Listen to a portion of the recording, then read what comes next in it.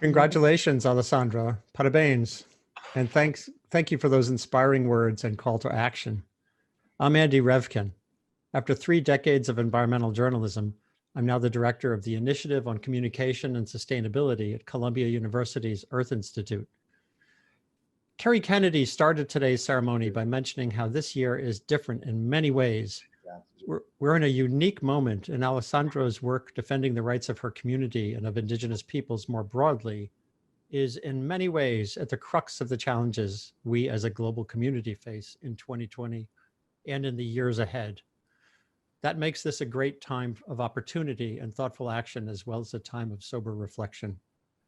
We wanted to take this moment to give more context around Alessandra's important work by delving deeper into the challenges that the Munduruku people and other Indigenous communities face, and to take stock of them from national, regional, international policy, advocacy, and activist perspectives. To help me do that, I'm thrilled to welcome this distinguished panel. Juarez Saw Munduruku, chief of the Sawe Maibi village, Maria Leusa Cosme Caba Munduruku, women's leader, Antonia Ureola, rapporteur on the rights of Indigenous peoples and commissioner of the Inter-American Commission on Human Rights, Sebastião Salgado, award-winning French-Brazilian documentary photographer, Francisco Calitze, the UN Special Rapporteur on the Rights of Indigenous Peoples, and Christian Poirier, program director at Amazon Watch. We've included the panelists' biographies on the RFK Human Rights Awards site, so just go to the web and check them out. So we don't have to spend time telling you of their great achievements. So we're going to jump right into our conversation. I have a couple of questions for the panelists, and then we'll turn to questions submitted by the audience. The first one goes to Chief Juarez. In her remarks, Alessandra referred to some of the challenges faced by your community, your fight for land demarcation, the destruction of the rivers and the forest, and the sale or use of your land by extractive companies, among others. Can you share with us, what are you seeing right now in your community? What's going on right now? Bom dia. Bom dia. Meu nome é Juarez Munduruku. Eu sou cacique da Sauremaimbã. Bom, o desafio nosso Munduruku, dentro dos nossos territórios, com a invasão.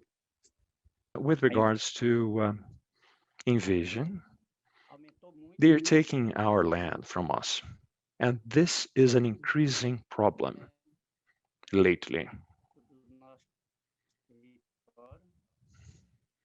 We have been struggling hard.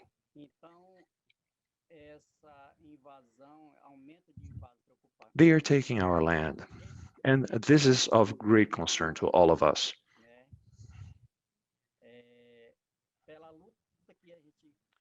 Our fight is hard. We've been working hard to fight for our territory, for our rights to our land. Today, we suffer so much because of that. In 2016, our boundaries had been established, and in this territory, Kapai-EP, has been invaded by loggers. There is a lot of deforestation, and this is in our territory. And we have been suffering badly because of that. We have no response. We have no tools to fight them off, to fight them away, and make sure that our land is preserved. And all those years that we've been just being witness of forest fires and deforestation and devastation, and this makes us feel so down and so worried. We know that the government, the Brazilian government, gives no attention to us, and they are watching. This devastation, and they are still supporting deforestation, clearing our land and setting fire to our forests. And this is making us so upset. We know that we need our territory, we need our land. It is our land and we have to preserve it. And this is just the only guarantee that we have that we can survive. And this is our future, this is our land, and we are not seeing anyone thinking about, and we are not thinking about ourselves, we're thinking about the future of our community, the future of humankind. And we don't want this to happen. And the white man is deforesting our land, and we don't want that to happen.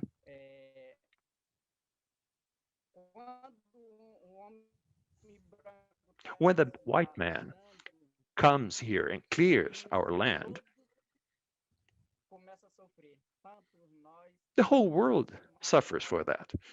It is not only us, but the animals, the plants, the birds, the rivers.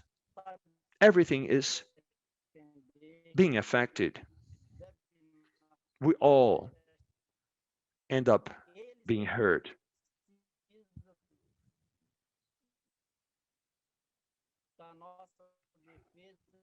And they need our advocacy. They need our help.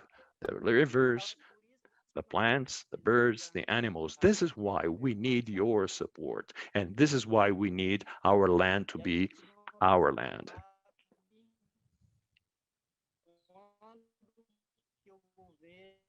We have no idea of when the federal government in Brazil is really going to make sure that we are entitled to our land, really entitled to our land, not only on the paper.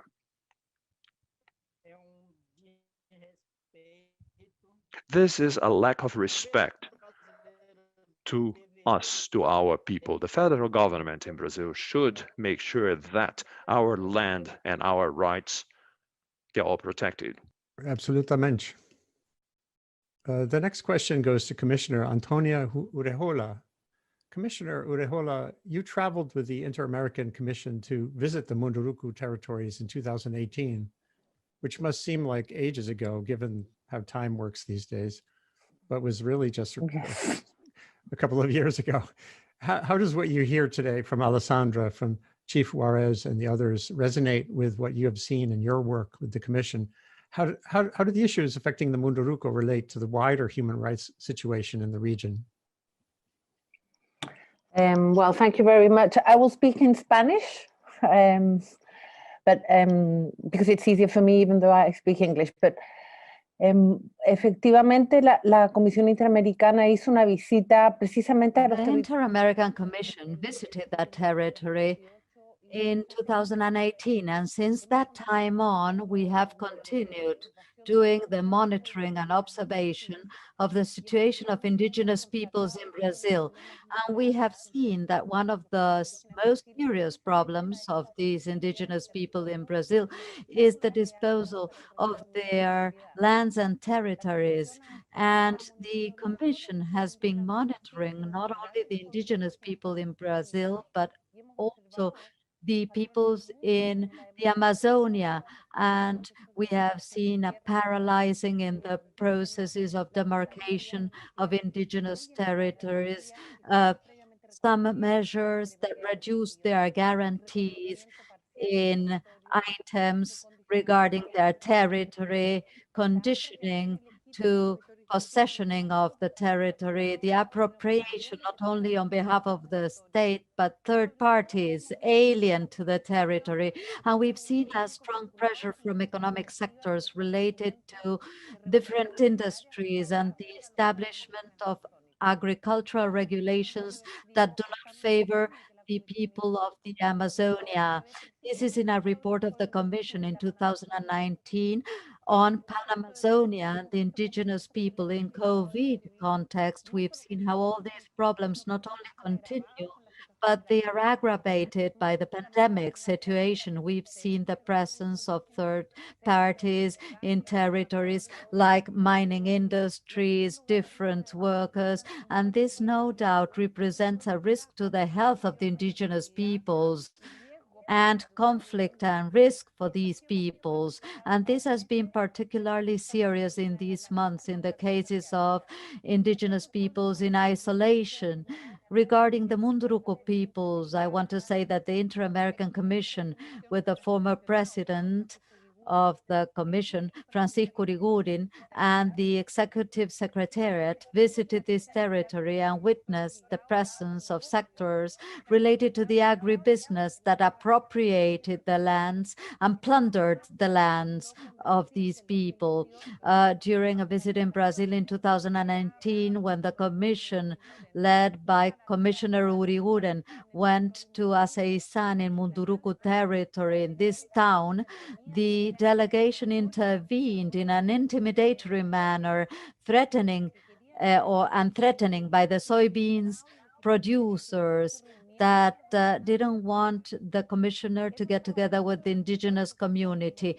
We've been knowledgeable of their efforts to demarcate their territory, given the lack of action of the government. And we prepared, the commission interviewed Juarez, the chief of the Munduruku peoples, and they decided to do a self-demarcation for defense because of the threats by timber merchants and the plundering of the territory, because their territory is what they need for a living. We interviewed the head of Munduruku peoples that said that in this process of self-demarcation, in order to defend themselves and defend the river and preserve the life, in order to preserve their territory. I invite you to read our report on the Pan-Amazonia peoples, because we refer to these obstacles for the use of the territory that are related to their active development. We talk about dams and Belo Monte projects of the Munduruku peoples and how the lands have been flooded, the lands of these peoples that are holy for them. I would close with that, and I thank you for the question. This is an issue that we are knowledgeable of, and we know about the actions of the garimpeiros and illegal mining activities in the territories of the Mundurucus. It's such a long list of challenges. It can get very discouraging. And the pace of change right now has been terrible.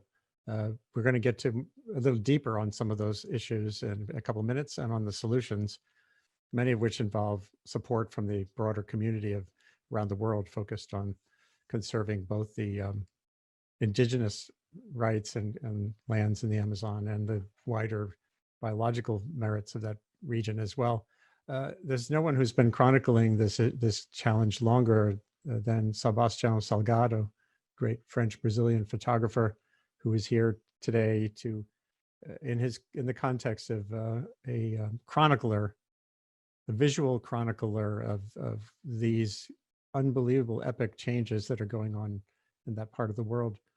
Sebastião, I'm a big fan, and you've been very patient and enduring in your work with photography. How have you seen the situation of indigenous peoples and the Amazon forest evolve since you first started? What's the biggest change from, let's say, 30 years ago, when I wrote this book, Amazonia in Perigo, 30 years ago, and you were taking so many great photographs? What's the biggest thing you see now that's different? You can hear me. The situation about the indigenous in Amazonia had a huge evolution in the last 30 years. You see, with the government of Fernando Henrique Cardoso, government of Lula, was possible to have a lot of Indian territory recognized by law, come under the protection of the Brazilian Constitution. And today, Brazilian Amazonian territory represents us inside the Amazonian biome, Amazonia ecosystem is about 26% of the Amazonia ecosystem is Indian territory recognized by law. the big problem today is that after the arrival of this new government in power in Brazil 2 years ago, the base in where Mr. Bolsonaro was elected was no more have any recognize of the Indian territory, no more respecting the Indian area protected by law, and he gave it a huge incentive to the invasion of these territories, as the cacique Juarez from the Manduruku just spoke a few minutes ago. The Indians are living a very hard and difficult moment because you see, if you get just the territory of the Yanomami in the state of Roraima in Brazil, we have in this moment that we are speaking more than 20,000 gold diggers invaded this territory. We have a lot of religious organizations, and many of these organizations come from the United States, backed by the Brazilian government, invading these territories. We have a lot of loggers. The situation is very complicated and very difficult for the Indians now. But also something very positive is happening in Brazil. Never the Indian movement in Brazil was as organized as it is now. There is really a strong movement of resistance in Brazil. And what we need from a foundation, as Robert Kent, the Human Rights Foundation, is a backing for this Indian movement in Brazil, for the environmental institutions in Brazil, because it's not only the Indian territories. We have a huge amount of Amazonian territory that are national parks protected by law, and they are invaded this moment, and more dramatically yet than Indian territories, because the Indians are reacting, and no one exists to react to protect the national parks that are under invasion in this moment.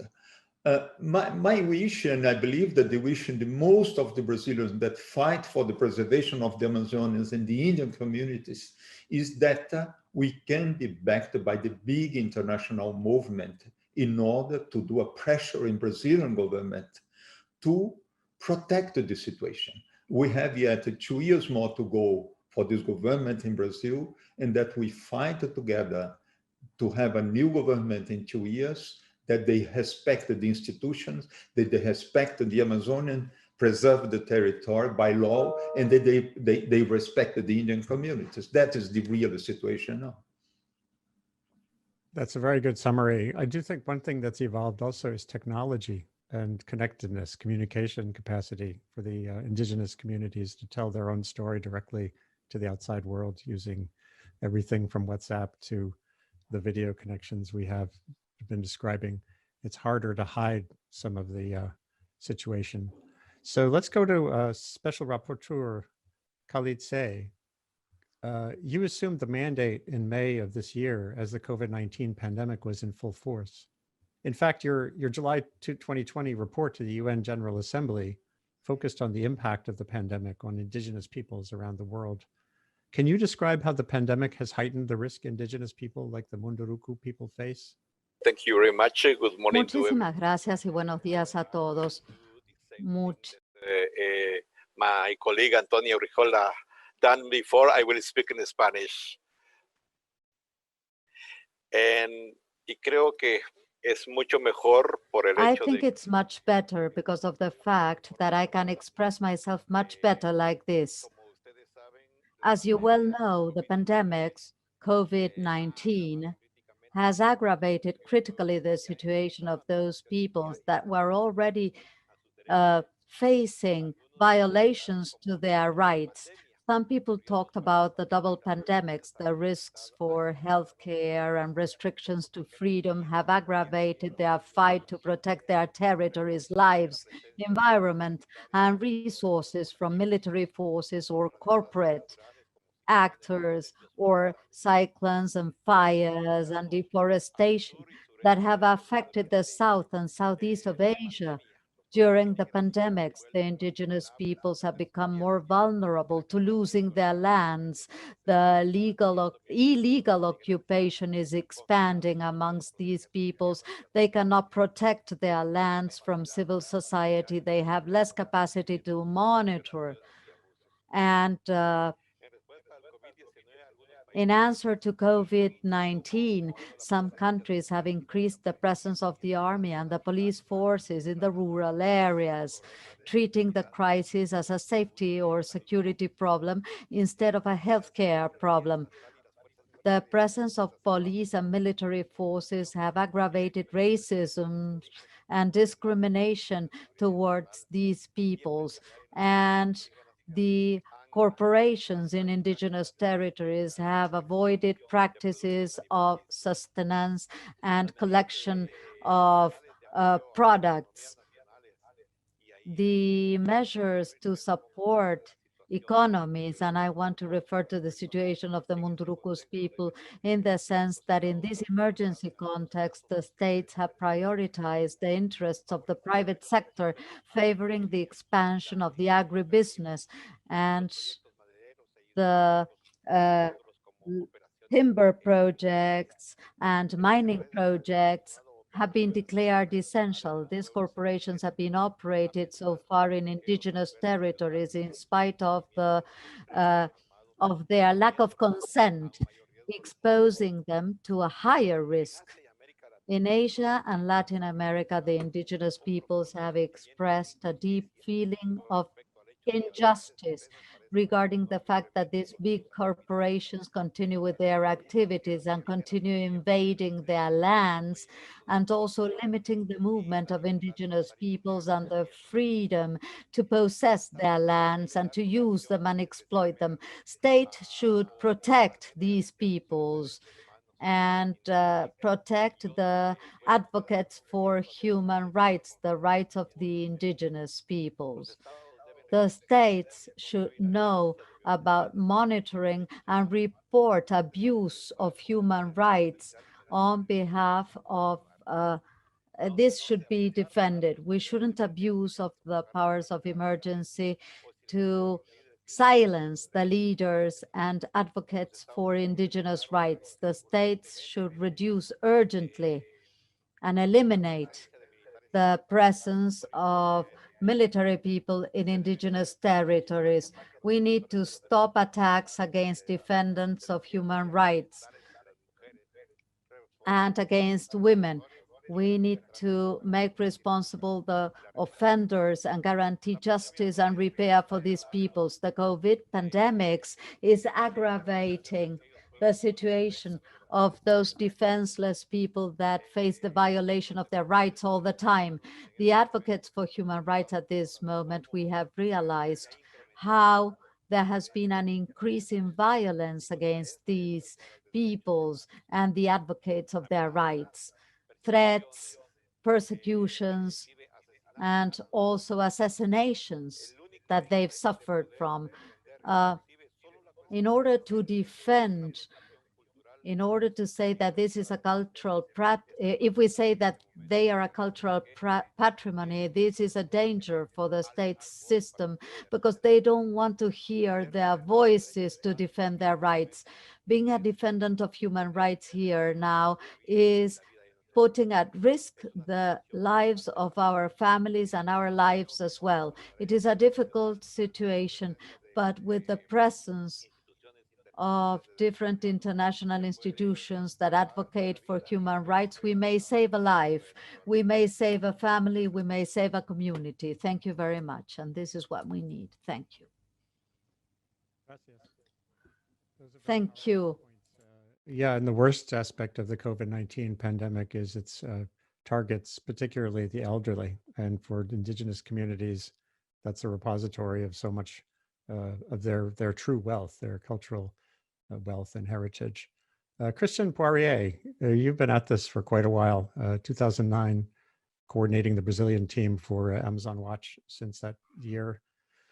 You've seen the evolution that we've just heard, these cycles, and now this political and driven turmoil around Bolsonaro. We'd love to hear from you, your sense of the role of transnational companies. And I would say for better or worse. We hear the bad part, but there are efforts underway for those companies to, for that international flows to be more responsible. Thank you, Andy. And thanks for having me on this distinguished panel today. It's truly an honor. I'd like to speak a little bit about also what's underpinning the Bolsonaro regime's behavior in the Amazon today and how it's leading to the exploitation of the Amazon by these international companies. The Bolsonaro presidency has been an abject disaster for Brazil's indigenous peoples and for the health and stability of the Amazon. From day one, his regime has worked to erase a generation of socio-environmental progress, slashing budgets, gutting institutions, and openly targeting communities responsible for defending the forest. As we've heard today, his regime's deliberate mismanagement of the coronavirus pandemic has allowed COVID-19 to proliferate in indigenous communities with deadly consequences. Bolsonaro's refusal to follow a constitutional mandate to demarcate indigenous lands has definitively paralyzed hundreds of pending processes, including that of Sauremaibu, where we heard Chief Juarez speak about how his people have struggled to demarcate this in face of government intransigence, and has also driven new conflicts on indigenous lands. Since he took power, there has been an explosion of violence against indigenous peoples, with land invasions, illegal exploitation of resources, and damage to property jumping 135% in his first year alone from 2018. During his first year as well, there were the murders of 7 indigenous leaders, a 20-year high, something that Francisco just spoke of.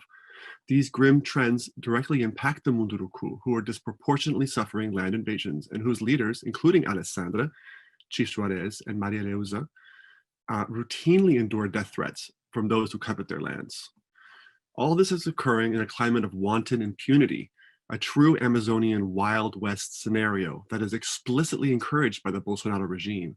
We can see this in the explosive violence, illegal deforestation, land grabbing, and criminal arson that threatens the future of the forest, and with it, our collective future.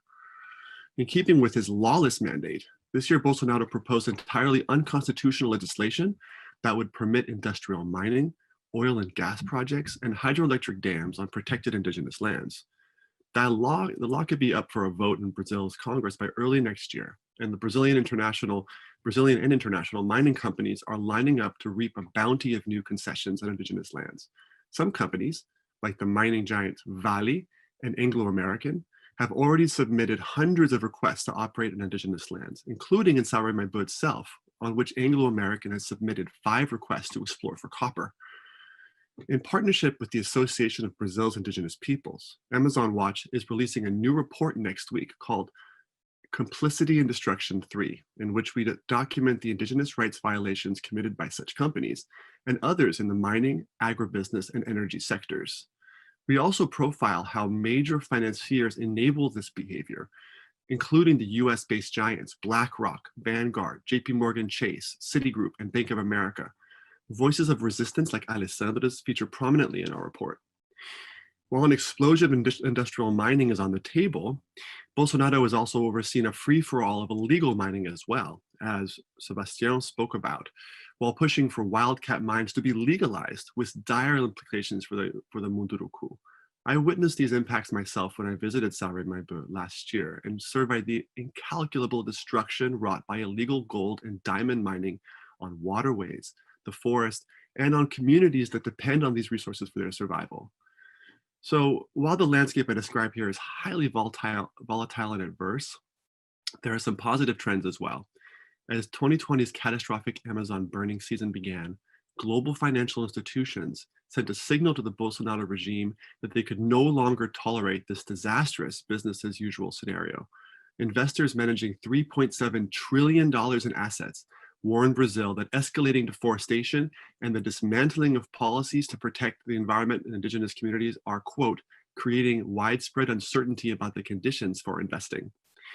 Also, the ratification of a major free trade agreement between the European Union and the Mercosur blocs faces increasing uncertainty as European member states decry Bolsonaro's horrific and intentional negligence toward the Amazon and its peoples. Ultimately, global markets could play a pivotal role in making or breaking his disastrous agenda. Thank you. Thank you very much. Hope is something we need to generate as well as just rely on. It's an active process. And that was a very important outline of things that can be done at every level going forward. Following up on the Bolsonaro impact, I wanted to ask you about state responsibility more generally. One of the recommendations in the Commission's 2018 report about the Pan-Amazonia region is that states should, quote, take decisive steps to strengthen the presence of the state in the Pan-Amazon region to prevent illegal activities and safeguard the life and peace of indigenous peoples without interfering in the lives, uses, and customs of the indigenous peoples who live there. Can you speak more about the balance between state protection and non-interference in the lives of customs of indigenous people, and specifically the Munduruku? Well, thank you very much. I'll speak again in Spanish. Well, I'm just looking for some of the recommendations we have on the report. 1 minute. Efectivamente, el informe de la Pan-Amazonía. The Pan-Amazonian report, effectively, in order to get into the aspect of the Munduruku peoples, recommends the states of the region to adopt measures tending to strengthen the presence of the states. But this presence shouldn't interfere with the lives and culture of the indigenous peoples. The report, in this sense, is very important. It points out to the importance that the state be present in these territories, but present to avoid illegal activities threatening or periling the peoples, but not to interfere in the lives and cultures and habits of the indigenous peoples, but protect them from the interference of third parties. And this is very relevant, and we've seen it during this pandemic, to prevent dissemination of the disease, because the presence of third parties has made it more difficult for these peoples to survive. In this sense, the report of Amazonia urges the states to adopt measures taking into account that the Amazonic territory is not only composed of the state of Brazil, and the measures of protection should be joint protection. States should coordinate in order to take measures to protect indigenous peoples, measures based on self-determination rights of these people, right to possession of their lands by them, and rights for them to develop better. The report also speaks about the need for these binational or transnational measures, because for most of the indigenous peoples in the Pan-Amazonic territory, this is based on natural resources like rivers and mountains, and not the limits of the states proper. The report of Pan-Amazonia recommends the states to implement measures to strengthen systems of surveillance and control for the exploitation or actions of development which are relevant for the Amazonia territory, but they should be coherent with human rights. The activities carried out there has been a constant problem for the peoples of the Amazonia, and the presence of third parties linked to these projects put at peril these peoples and put them at an elevated risk of dissemination of the disease. We need to establish frameworks to protect these peoples with a criterion which is the precautionary criterion to guarantee the survival of these peoples. And through precautionary principles, the states should develop preventive policies to guarantee at all times the survival of these peoples and the respect to their self-determination. By virtue of this, they have decided not to contact society and to isolate themselves. It is basic to understand in this relationship between the state and the indigenous peoples, the relationship they have with the environment from their own conceptions. For them, the good living is to relate with the environment. They need to be protagonists. We don't need to lose sight of the fact that indigenous peoples, they are entitled to collective rights. the free determination right. And this is important because we need to establish a balance in the relationship of the indigenous peoples with the state. And the international standards should refer to the coordinated work. The states are obliged to work in coordination to protect the human rights of the indigenous peoples, but this coordinated action that is stated in the UN declarations and the inter-American treaties and international treaties ratified by Brazil for the Munduruku peoples. This coordinated action needs to be based basically on their consent, informed consent. All the activities performed or activities considered for their territories must be previously consented by them. There needs to be an informed consent based on self-determination. So this is based on a coordinated action and previous consent of the indigenous people. In times of COVID, the Commission has recommended the states to suspend any consultation process and consent process because it is impossible to comply with the standards in these pandemics.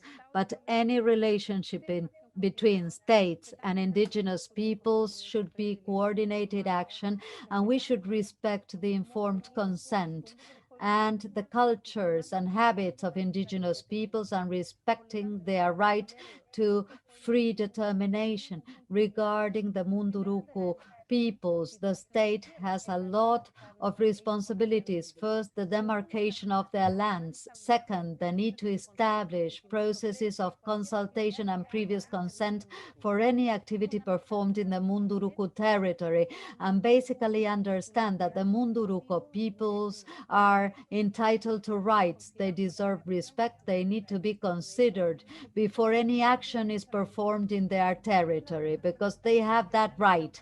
And this should be respected, and the state should understand that indigenous peoples are a party that has a right to decide about their destiny. Thank you. Thank you. A very powerful argument for what seems such a basic principle. And now we do have a connection again to the Munduruku. Chief Juarez Sa Munduruku, how important is getting legal title to the land you've and your community have lived on for so many generations, going back through time? It seems so natural to have that right, but how important is the law and getting legal title?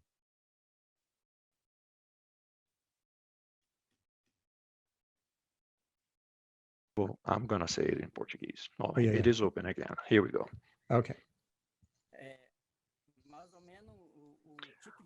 Well, roughly saying, the title or the paper that proves that the land is ours brings us some sort of sense of safety. And of course, we have guaranteed the right to our land, the right to our language, the right to our culture. It is a way on the paper to show that we have our culture preserved and guaranteed. And this is why it is so important to have a land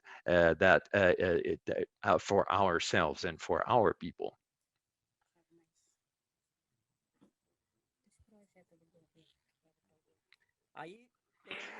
With regards to the government or to the federal government projects, such as the dams, those dams represent a violation. Nobody checked with us. There is no previous consultation with us. They want to come, clear our land, just push that over us as if we were not here and if there were no one here. There was no one here, and for example, these power plants, battleground. We here, Munduruku people, they never come and check with us, but the government, notwithstanding, they want to come over, push us off.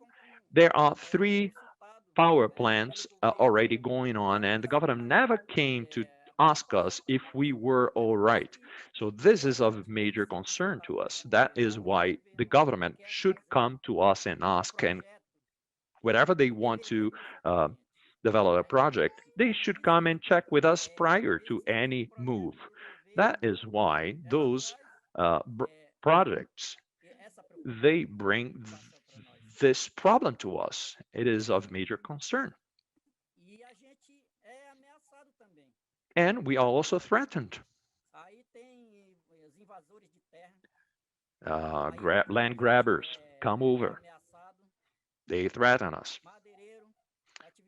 Loggers, the illegal logging industry, they remove our forests. They clear the land, and everything is happening even now, 2020, during COVID.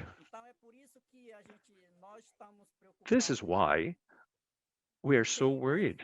We are frantic, stiff worried about it. There is another project or bill. Apparently, they are going to pass a bill. According to this bill, they are going to be able to do all that, and we don't want that bill to be passed. And it is not us involved.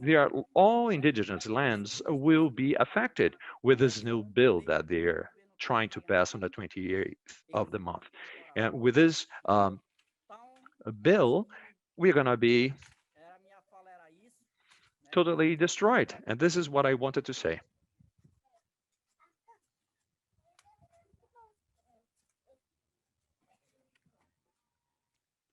Muito obrigado.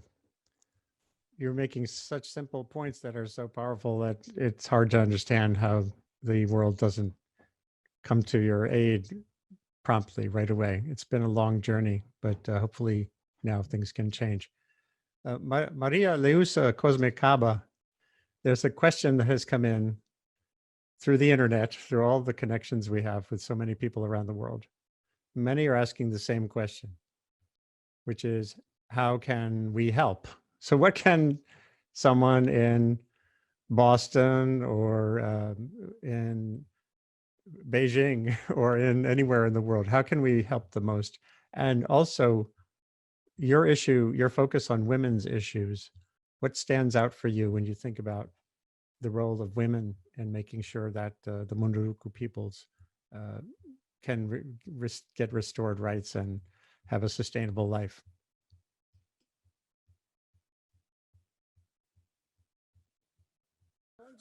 All right. Good morning once again. And I would like to thank our God, Kasaiwa. For those who don't know me, I am Maria Leusa Munduruku, a woman and a leader of the Munduruku people from the High Tapajós River in Maderecanga municipality. I am a woman, I am a mother, I am a grandmother, and I am a fighter, a warrior, and I am here to advocate for my people. And I'm very happy and honored from Sandra Munduruku, the invitation that we got from her. And actually, this is our fight. This is our world. She was an example to all of us women, Munduruku women. And it is of great joy to me to be taking part of this movement. I have been awarded in Paris 2015, so there were many cases of the acknowledgement of to our movement of peaceful resistance. And with this, we understand that women are together along with men. That doesn't mean that we are just on the front by ourselves. We are along with the man. We are just clearing a path for the advocacy of our territory, the defense of our land and our people. And I would like to say a word of thanks to all partners, to all actors for acknowledging the importance of our struggle. And my word is of many things because this is a permanent fight, a struggle. And along with Chief Juarez, this is what it is. This is our fight. This is the only way we can go. We know that we are fighting for our survival, for our children, for our land, and for our river. We want to make sure that the lives of the of our children and our descendants are guaranteed. And I'm very honored to be here as a woman to say that we are coordinating this movement. And despite of the fact that we are women and sometimes we cannot go with our chiefs to fight as they do in the position as men, we are sometimes here trying to make sure that we have the vegetables growing in our garden and we are taking care of our children to see them grow healthy. It is very important to be part of this fight. So that's what I want to say. If you have questions for me, of course, I'm going to be uh, trying to answer all of them with this freedom because we are living, we are experimenting this uh, life, and there were so many fights and there was so much of the defeats, and we are all fighters, so we are used to fight and we like that, and this is our life.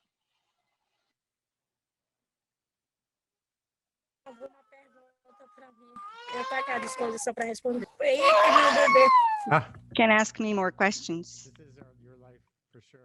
It's such an honor to connect with you. And I would like to offer you one more question that has come in from many people around the world for the Munduruku. And maybe Maria Leusa can give her answer first, and Chief Juarez can give his answer. The question is simple. It's what can we do? Meaning, if someone is in Italy or Spain or the United States and cares to help you, or in Rio or Sao Paulo, what are the things that they can do to help you? So maybe Maria Leusa, the final word for you, and then Chief Juarez.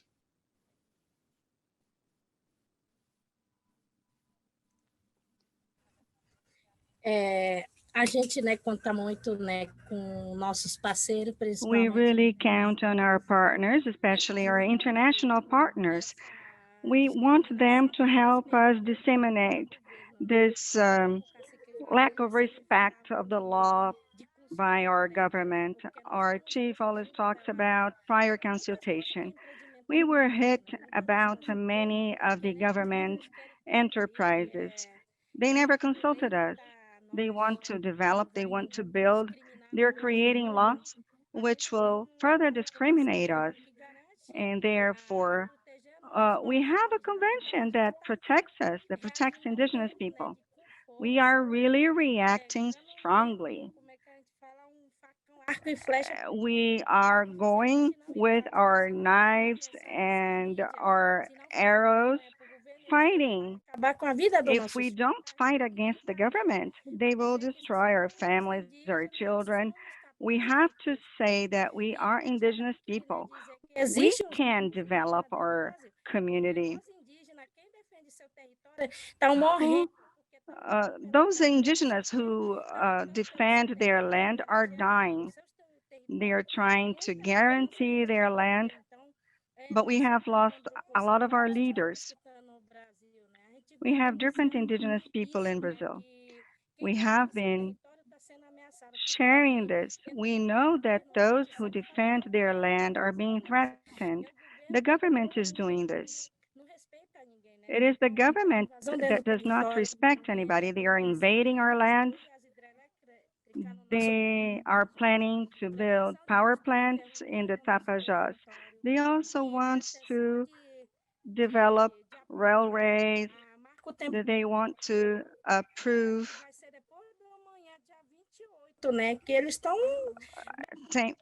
different framework, time frameworks for everything that belongs to us.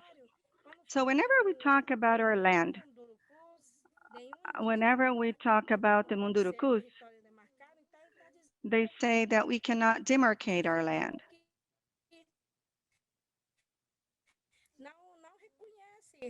They are saying They do not acknowledge our people. We cannot accept it. We will always resist.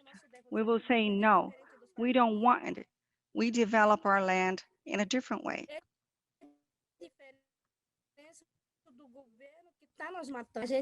This government is killing us. We will resist. We will guarantee that things will be done our way. We are the forest, especially we as women. We have to take the lead. We're acting. I'm not alone. We have Alessandra and other women who are struggling with us. We have other indigenous people.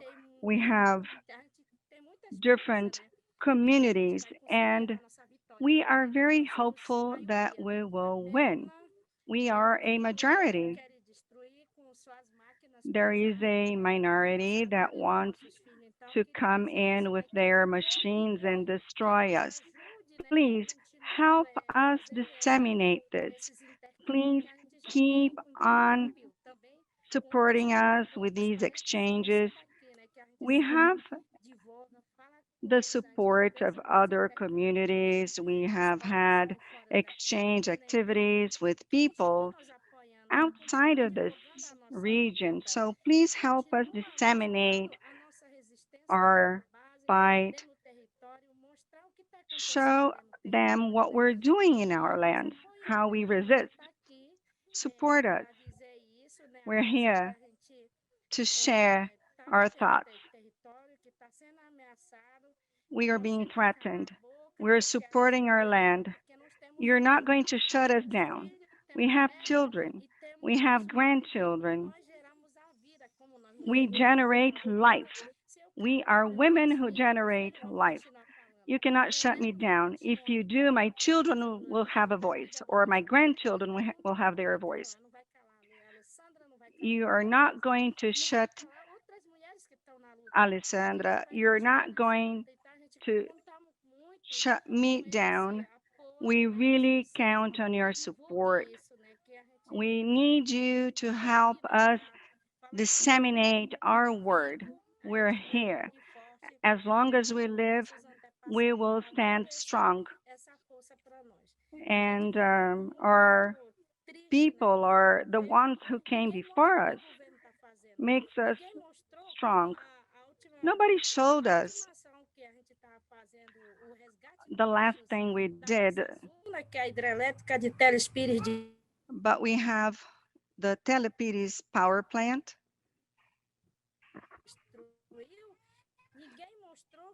Nobody showed the world that the area they wanted to destroy was the life of our children. Our ancestrals were there. This is a crime. Those are sacred lands. We're here to share this word. We are indignant with what is going on. And it's not only Alessandra. There is no price involved in our struggle. They say, oh, the women are in the media because they want to make money. No, we don't want money. We want life. We want our land. We want the lives of our children who are here. So we fight for them. There's no price for our voice. The award that Alessandra is going to win only acknowledges what we're doing. We're fighting. I would like to thank you and say that our struggle will move on. Thank you very much. Wow. Fantastic. Thank you so much. Obrigado. Chief Juarez, the final word from you on what the world can do in this historic moment when so much seems so hard. What are the things we could do right now? I can certainly help with the dissemination. I'm a communicator like Sebastian. So what can we do for you, the world?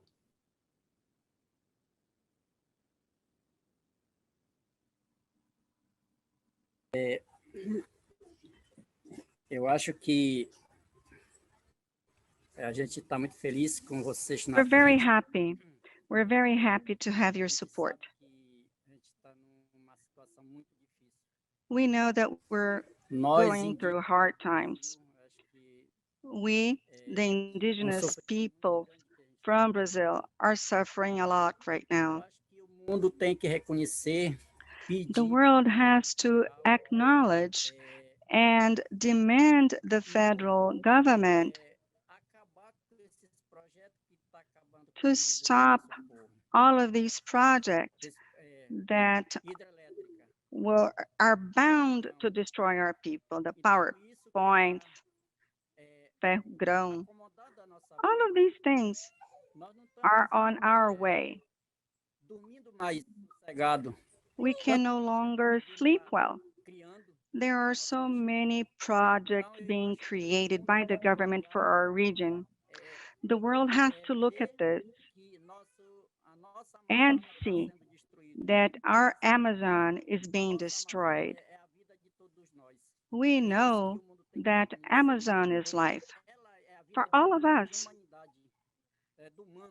Nós temos It represents the life of humankind.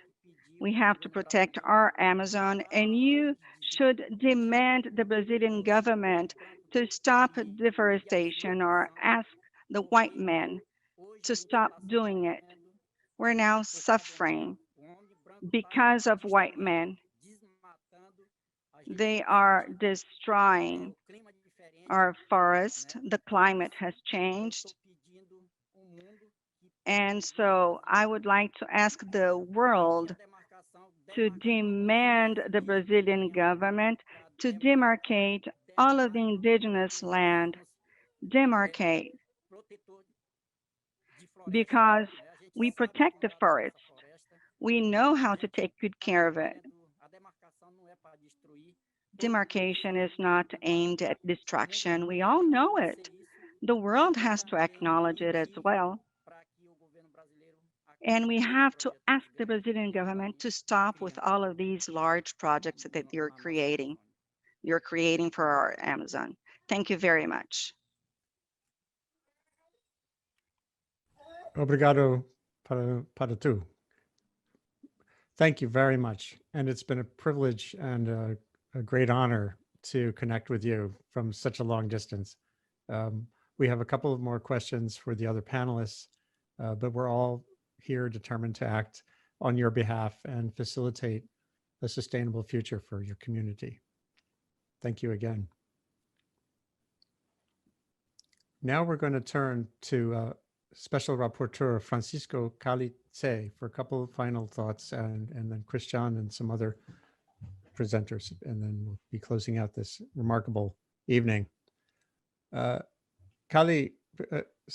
Rapporteur say, we keep hearing about state responsibility. I want to take things back to what Senator Kerry said, Secretary Kerry, former Senator Kerry too, said in earlier remarks on the Paris Agreement on climate change. You identified a particular focus of your mandate, the consequences of climate change for indigenous peoples, including the prevention or mitigation of negative impacts on their collective and individual rights. You indicated that in accordance with the Paris Agreement, climate change adaptation action should be guided by indigenous peoples' knowledge systems and integrated into relevant socioeconomic and environmental policies. Can you speak a bit about why you chose this focus and framing and what your mandate is doing to ensure that it is guided by indigenous peoples? How do we turn this into action? Thank you again. And thanks again to the Munduruku for connecting with us so powerfully.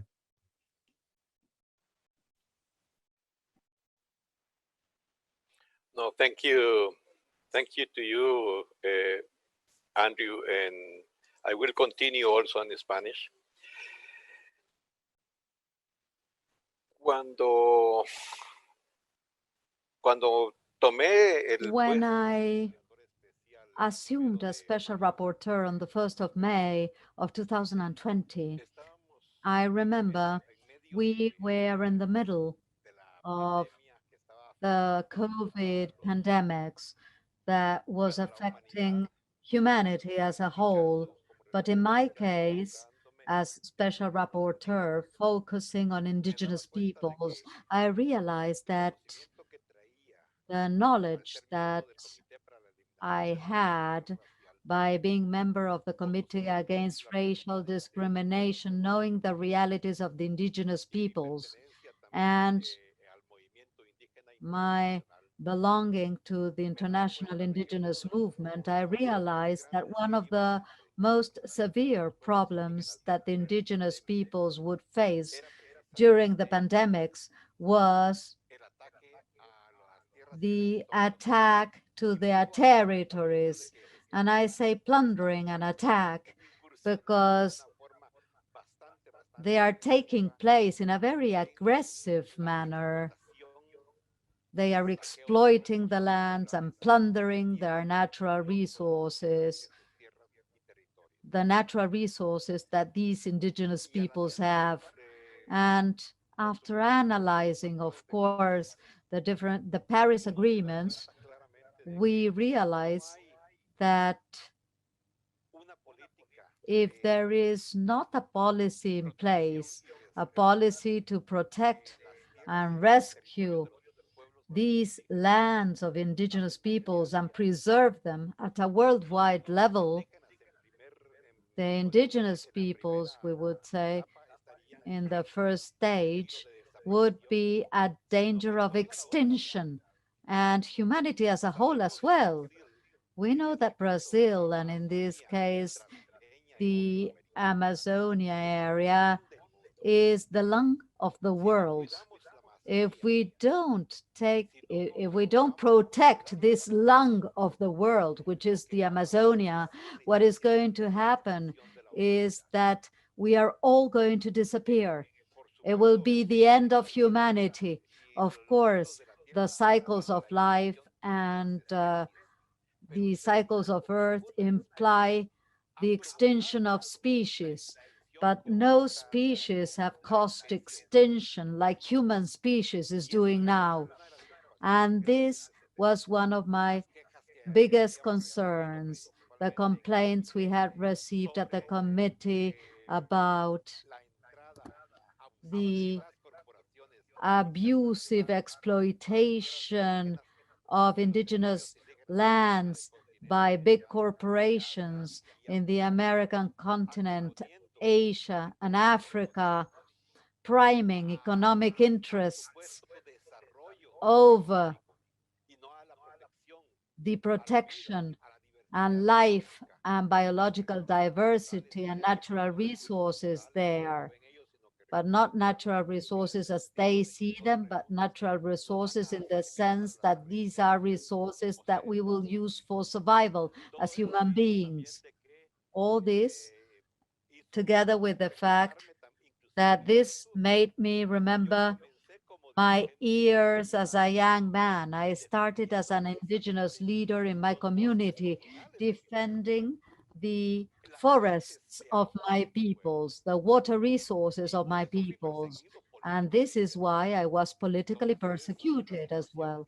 So the situation is that one of the key issues for me is not only the special mandate to protect the rights of indigenous people, but to respect their declaration. And one of the main points is the defense of the environment and their territories, the protection of their territories. Studying the Paris Agreement, this is included in my work plan. Therefore, this is one of the key aspects of my work plan, to state it as a key issue: the protection of the environment, the protection of the diversity and the environment. I believe that the environment does not need protection. We need to be protected by the environment. We need their protection. And this is why we have to generate policies from international institutions so that the environment and biodiversity are not harmed in order to thrive as human beings. That's what I believe. Yes, thank you so much. the powerful experiences through a lifetime of advocacy for the basic rights. Thank you for being part of this presentation today. Christian Poirier, we're going to swing back to that "what can we do" question in the context of Amazon Watch, which everyone can find at amazonwatch.org. What are the advocacy efforts? What are the priorities here in the US? What are the leverage points? And how can people make a difference for the Munduruku people and other indigenous peoples? Thank you, Andy. And I wanted to thank the Special Rapporteur for his words on the significance of the indigenous efforts to defend the Amazon and other critical ecosystems and what the stakes are of this existential struggle for all of humanity. As a global advocacy and solidarity organization, Amazon Watch strives to support grassroots struggle of indigenous partners across the Amazon basin. Much of our theory of change hinges on building leverage over key market and political actors globally, who often have an oversized influence on the economic and development policies of Amazonian countries. As I cited earlier, global markets can play a pivotal role in either enabling or moderating the behavior of the Bolsonaro regime. We've worked with the Munduruku people for over a decade, including on a campaign to stop the construction of large dams on the Tapajós River, known as the Tapajós Complex. Alongside local and international allies, the Munduruku successfully forced the Brazilian government to archive plans for the São Luís to Tapajós mega dam in 2016, in a landmark victory for indigenous rights in the country, and really in the world. The Munduruku were successful in winning this unequal contest thanks to their resolute, skillful, and media-savvy campaigning, which raised the profile of this polemic project, and in so doing, raised the reputational and financial risks for global companies that were essential to its viability. The lessons of this case study still ring true today. In regards to our mostly US-based audience, it's important to note that there's a lot going on right now in the US and globally to amplify the voices and concerns of indigenous peoples throughout the Amazon, including the Munduruku people. As our forthcoming Complicity and Destruction report illustrates, past and ongoing violations of the rights of Brazil's indigenous peoples is enabled in part by financing from private banks and asset managers. The group of well-known US-based firms I cited earlier, including JP Morgan Chase, Vanguard, BlackRock, Citigroup, and Bank of America, seek to turn a profit by investing billions of dollars into companies responsible for pushing indigenous peoples off their lands and destroying the Amazon. Conversely, this means that clients of these firms have a key role to play in stopping this cycle of destruction. At Amazon Watch, we are using multiple strategies to push back against these firms. We work in coalitions with environmental advocacy and grassroots groups to build public pressure campaigns that name and shame these brands for not adopting clear policies on protecting the rights of indigenous peoples in their investments. For example, the world's largest asset manager, BlackRock, is also the world's largest investor in companies behind Amazon destruction. It has no policy for how to handle investments that may negatively impact the rights of indigenous peoples. Meanwhile, JP Morgan Chase does have an indigenous policy. However, its significant investments in companies linked to indigenous rights violations show its failure to adhere to its own principles. We believe these burning problems require urgent remedy, and that public pressure is an effective means to get there. And it's essential that the voices of indigenous peoples are front and center in all efforts to engage with and reform these powerful actors. It's growing increasingly difficult, if not impossible, for these institutions to explain away the human rights violations in their portfolios. In the US, we are in the process of building out a client advocacy strategy where clients of these firms can participate in directly pressuring their leadership to change their investment practices. This audience can be a huge help to our campaigns by sharing our upcoming report far and wide when it launches next Tuesday, the 27th. And especially if you or anybody you know is a client of one of these firms, by joining our client advocacy campaign work. Join Amazon Watch in our mailing list to receive our report and tap into our finance campaign work at amazonwatch.org. Thank you. Thank you, Christian. And the work you do is incredibly important, that kind of pressure. And I think it's more doable than it has ever been because of transparency that can be imposed on companies And we just have to all get involved in making sure that the Munduruku can make their own voice clear.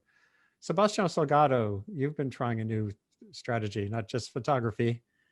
You're helping to propel a petition that already has 300,000 signatures urging leaders in Brazil to protect indigenous peoples in the country from the COVID-19 impacts, which can amount to a genocide if not stopped. Can you tell us more about the impact of the petition so far and how people can hold leaders accountable? Yes. In May, in the moment that the COVID-19 was really coming inside Brazil, we organized one international appeal.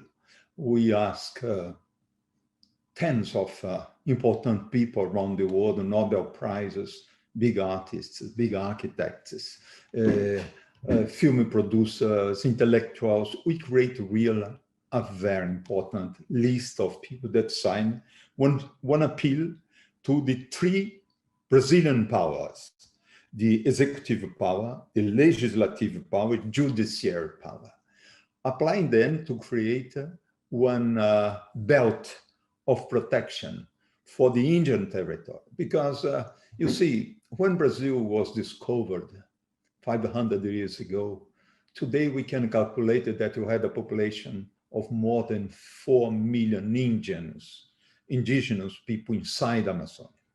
Today, we are about 330,000 only. Majority of these indigenous disappear by the contact with the diseases come out of the forest. And the COVID was a big problem and a big danger for all this population. Of course, we had a huge impact in Brazil with this appeal. With Lélia, my wife, we bought a space in the most important newspaper in Brazil, double page, and we published this appeal. And the impact was enormous in the Brazilian society. Of course, that we had not a reply from the executive power. The presidents of Brazil don't care about the Indians in Amazonia. They don't care about the protection of the Amazonian territory. They want to destroy all this ecosystem for the economic power in Brazil. And the legislative do not reply us. But from the judiciary, we have one amazing backing.